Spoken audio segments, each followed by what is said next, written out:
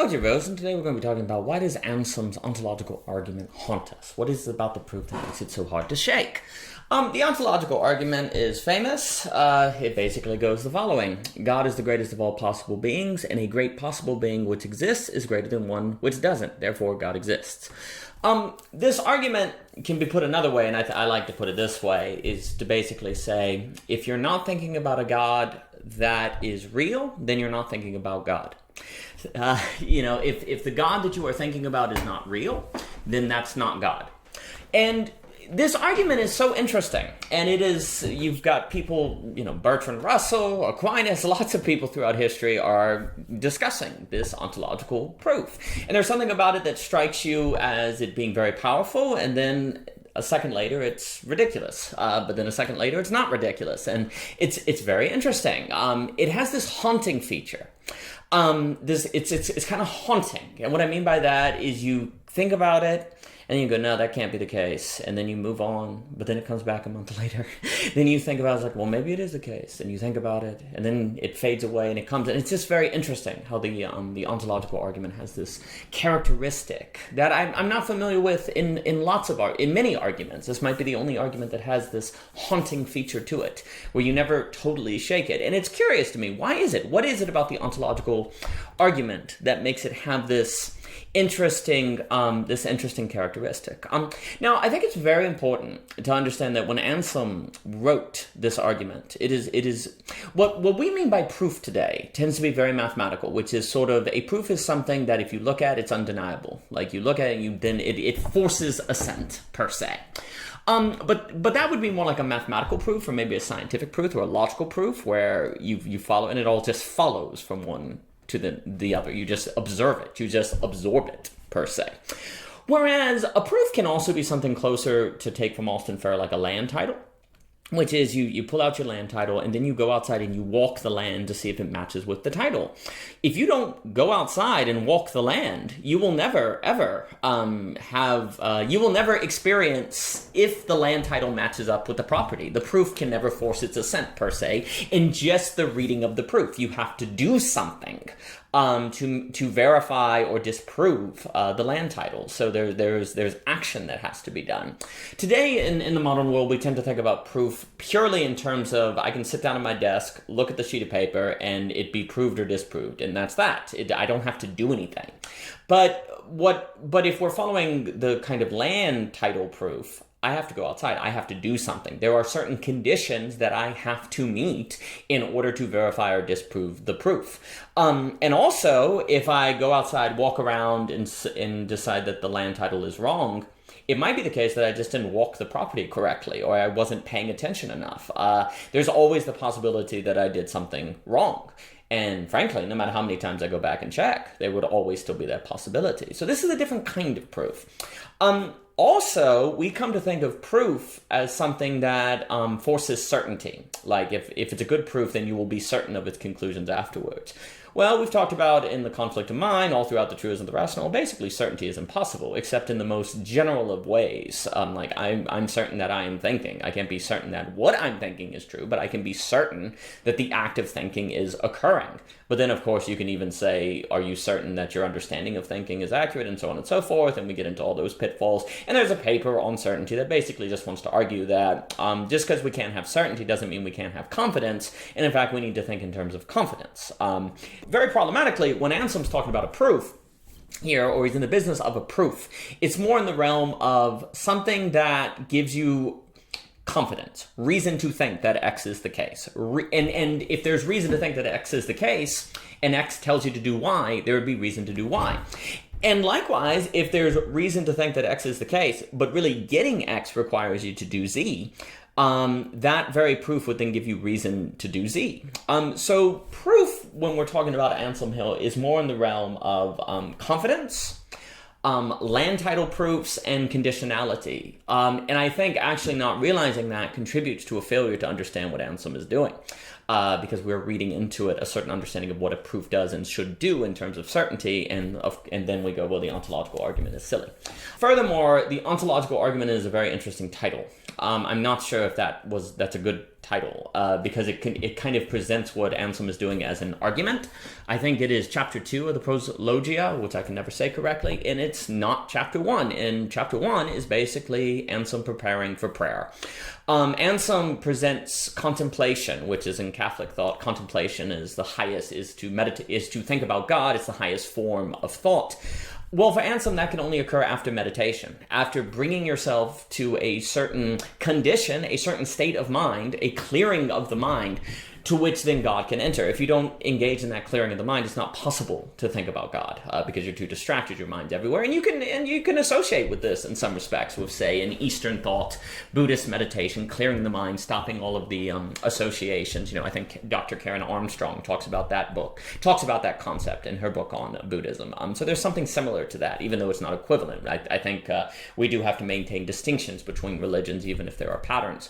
But anyway, there's this notion for Anselm that you have to first engage in a certain clearing of the mind, a certain meditation, in order for contemplation to occur, which would suggest that the quote-unquote ontological argument is not convincing unless you enter into that state, unless you engage in that meditation, unless you bring yourself to that conditions.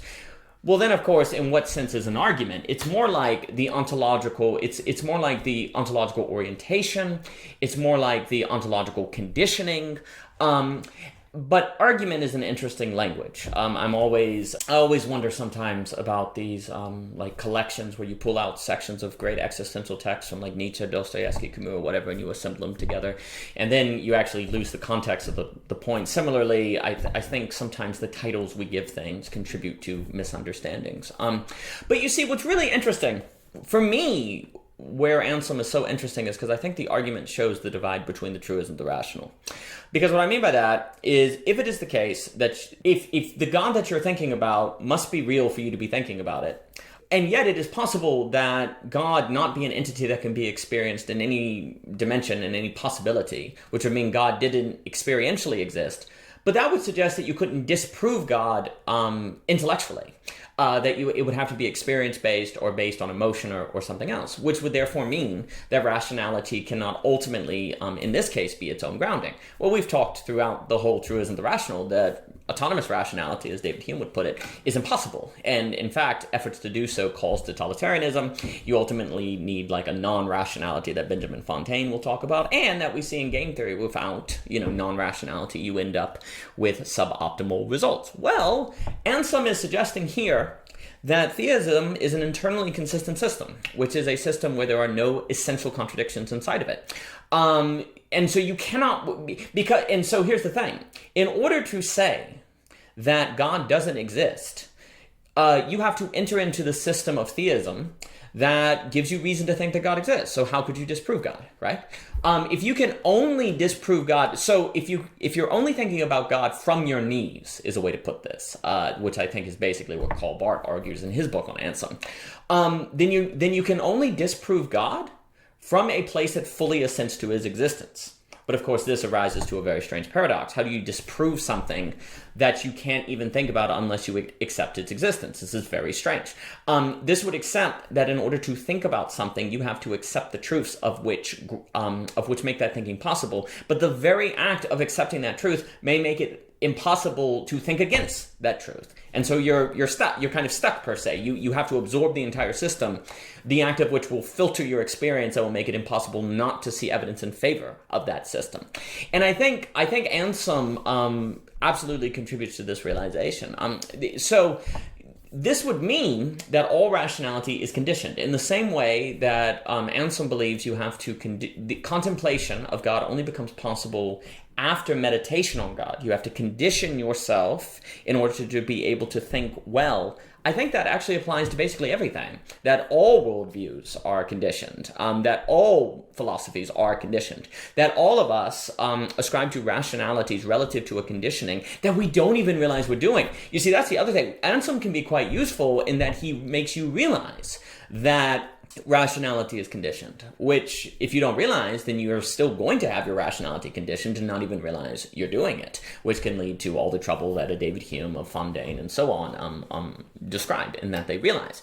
What Anselm kind of does is in making us realize that thought is conditioned, that's haunting. That's a haunting realization, because that very conditionality has to be pre-rational and non-rational. So how in the world do you decide how you're going to precondition yourself? Which is to say, how do you decide what truth you're going to accept? Well, it comes down to a kind of Kierkegaardian leap of faith. It's based on non-rational experience. It's based on experience. It's based on emotion. It's based on relationships. It's based on things that you can never fully intellectualize and put into rational terms, precisely because it ultimately transcends rational terms. Which in one way is good, because if you have some degree of yourself that is non-rational, you can escape to some degree delusion and capture. But in another sense, it's existentially terrifying, because on what basis do you make this choice? And how can you be sure that it's right? Well, you can't. So there's a very real risk that is involved. So Anselm points us to the reality that nobody avoids Kierkegaardian leaps of faith, whether it's atheist, theist, alike. It does not matter. All of us have to ascribe to a non-rationality or a truth that makes possible our rationality. Another way to put this, based on Thomas Neguier's book, where he says kind of the view from nowhere. So there's no view from nowhere, which is to say that there is no view of the world that is not preconditioned, that is not based on a somewhere, of which filters and orients that view. We are always viewing from somewhere, and the choice of which somewhere we view from cannot be understood as purely rational. Non-rationality must play a role, but if it does, we are stuck with Kierkegaard and all his terror.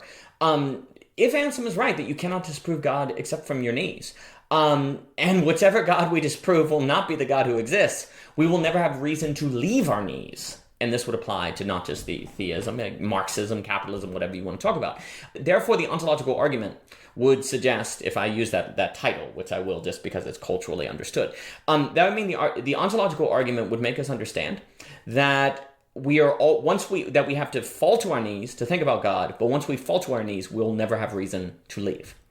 It's a kind of pitch and risk, as the paper The Conflict of Mind will talk about, where you have to enter into a system. And of course, this gets into Pandora's rationality, where you have to enter a conspiracy in order to disprove the conspiracy, but the very act of entering the conspiracy makes it very difficult to leave. And this gets into the pitch and risk, crying lot of 49, whereas because you're compelled by epistemic responsibility, you enter into a conspiracy to disprove it.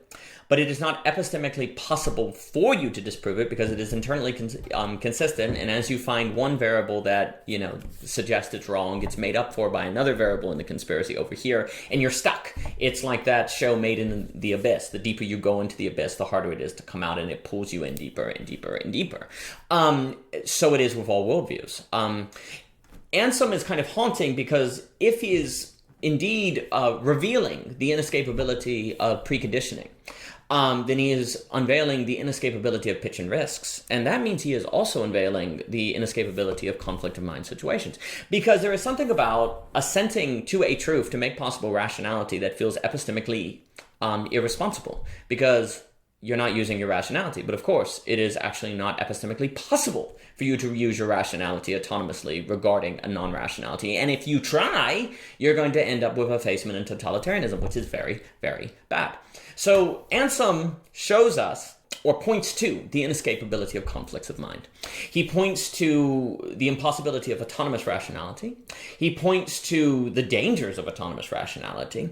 And he points to the fact that our worldview is not as rational as we think. And that's not inherently bad. And in fact, we need to accept that, or we're going to become neurotic and pathological. We could say that our worldview is lacking full rationality, to point to the Philosophy of Lack series. But it's precisely any effort to get rid of that lack that will lead to effacement, neurosis, and so on and so forth, because it is literally impossible to have a rationality that is not grounded in a non-rationality. And if it calls itself autonomous rationality and believes it's an autonomous rationality, it's going to spend all its time trying to hide the truth from itself. And it actually won't be autonomously rational, and therefore it will be neurotic and a force of destruction and the meaning crisis and all these different things. Anselm, in the ontological argument, points to all of this. And that is, I think, a reason why he is haunting. Because it's kind of haunting to realize that you're not as rational as you think. And you don't want to look at that clearly. You want to think that you're more rational. Because also, too, if our worldviews to some degree is indebted to non-rationality, then we are responsible somehow to own our non-rationality. And yet, how do you do that? because it seems like your only tool is rationality. And suddenly an entire horizon of new thought, new thinking, and new activities opens up. The entire philosophical journey opens up, to reference David Hume. The entire phenomenological journey opens up, to reference Hegel. And suddenly you're responsible. You feel responsible, or you are, once you realize this, you are responsible for doing that. It is epistemically irresponsible not to do these things. But of course, that means you have a lot of work to do. That means you're shaken out of your dogmatic slumber. And the brain, which is I like to call the frenemy, is in the business of saving energy. It doesn't want to do these things, and so it's going to fight this. But Anselm continues to haunt us because there's a sense that there's something we're missing, that there's something we need to do. And I think what we need to do is, in fact, the phenomenological and philosophical journeys that both David Hume and Hegel point us toward, and that we need to engage in those today. For more by O.G. Rose, please visit ogrose.com, and thank you so much for your time.